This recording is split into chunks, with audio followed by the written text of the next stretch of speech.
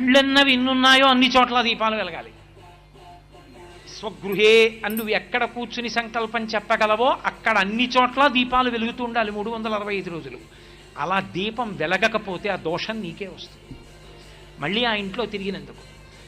ఆ పాపం పోగొట్టుకోవడానికి ప్రాయశ్చిత్తంగా ఇవ్వబడినటువంటి అద్భుతమైన తిథి కార్తీక పౌర్ణమి.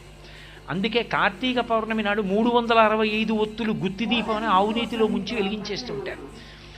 10 రోజులో 15 రోజులో ఇది తెలియకముందు ఇంతకుముందు ఎప్పుడైనా వదిలేసిన రోజులు ఎన్నున్నాయో ఒక ఏడాదంతా నేను దీపం పెట్టకుండానే ఇల్లు వదిలేసినా ఎంత పాపం వస్తుందో అదంతా పోవుగాక 365 ఒత్తులు వెలిగించి వచ్చేస్తారు. అది ఎవరు వెలిగించుకోవాలి?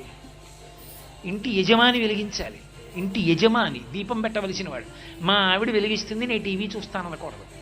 యజమాని పంచె కట్టుకుని వెళ్ళి దేవాలయంలో దీపం పెట్టాలి. యజమాని ఇంట్లో దీపం పెట్టి సమస్త భూతములకు ఉపకారం